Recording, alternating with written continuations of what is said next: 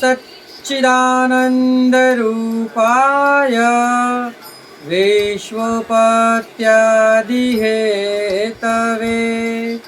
तापत्रय विनाशाय श्रीकृष्णाय वयं नमः। पुष्टिमार्गीय सर्वज्ञ करुणारसपूरित श्रेष्ठ फल प्रदाता च तस्मै श्री गुरुवे नमः। जय श्री कृष्ण। राधे राधे प्रियजनों, जय श्री वल्लभ। आज आपको आश्चर्य हो रहा होगा कि महाराज आज जय श्री वल्लभ क्यों बोले। तो आज वल्लभ की कृपा बताने के लिए ही हमने आपको जय श्री वल्लभ कहा कि वल्लभ साक्षात वल्लभ जो भगवान कृष्ण के ही रूप है, परिपूर्ण ब्रह्म जैसे श्री वल्लभ। तो आज उन्हीं की कृपा बताने के लिए हम आपके सामने एकत्रित हुए हैं।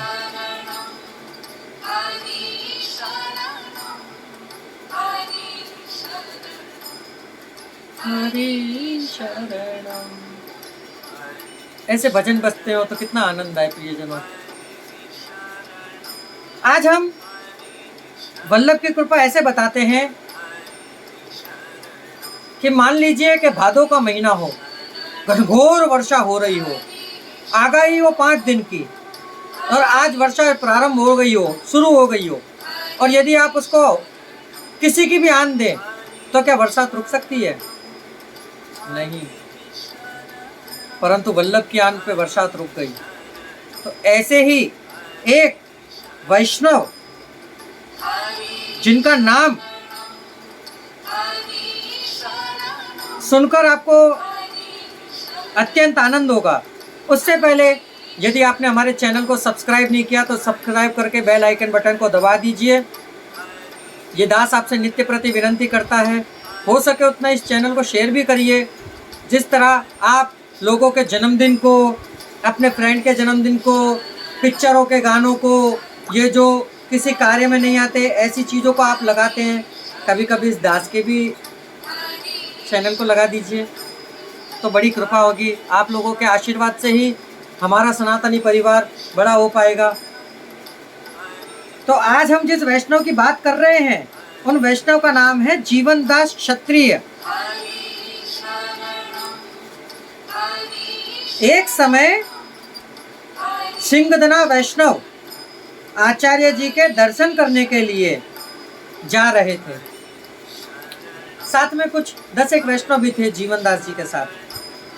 अब सब वैष्णवों की एक खास बात है प्रियजनों कि जो वैष्णव होगा वह बाहर का बनाया हुआ अन्न जल कुछ नहीं लेगा, ठाकुर जी को धरे बिना कोई सामग्री नहीं लेगा। तो आज हम स्वयं कहीं भी जाते हैं तो हम अपने हाथ से स्वयं रसोई तैयार करते हैं और उसी रसोई को प्रभु को भोग धरने के बाद ही ले सकते हैं।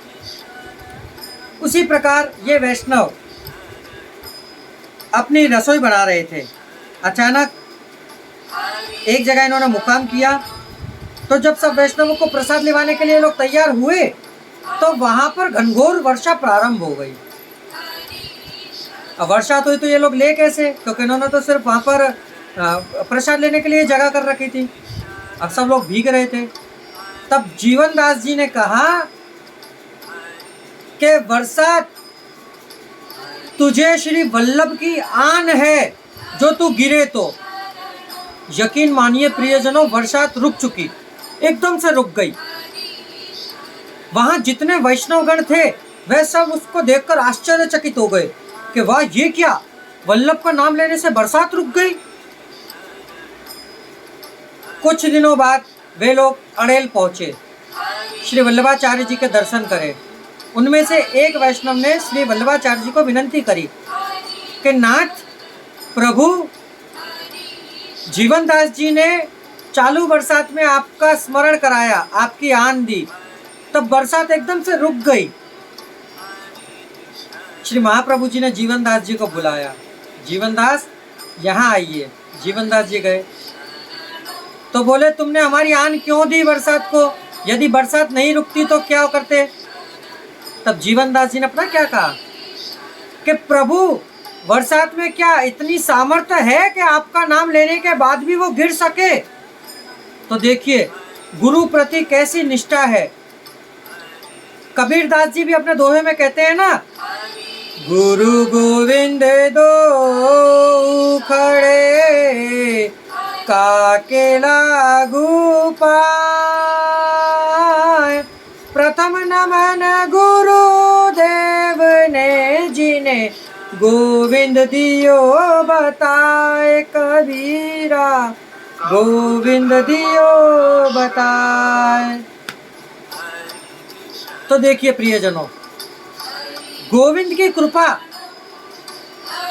गोविंद स्वयं कहते हैं कि गुरु प्रथम, क्यों कि गोविंद की प्राप्ति करने से पहले गुरु को ही पकड़ना पड़ेगा। गुरु चरणारविंद का आस्वादन पक्का होगा तभी तो गोविंद की प्राप्ति कर पाओगे। बिना गुरु के ज्ञान नहीं, बिना गुरु के गोविंद नहीं, इतना ध्यान रखिएगा। ये सुनकर श्री वल्लभाचार्य जी मन मन स्मित करे, हंसे और चुप रहे। ये जीवनदास को श्री महाप्रभु जी के स्वरूप का ज्ञान पहले ही हो चुका था, स्वरूप सामर्थ्य बराबर जान सकता था। इनके अंदर सामर्थ्य पूरी थी महाप्रभु जी का जानने की। इसलिए ये महाप्रभु जी के ऐसे कृपा पात्र वैष्णव थे कि इनकी कथा कहाँ तक कहें। कहते हैं श्री महाप्रभु जी सामर्थ्य अन्य वैष्णवों को, महाप्रभु जी का सामर्थ्य अन्य वैष्णवों को दिखाना था, इसलिए इन्होंने उनकी आन दी थी।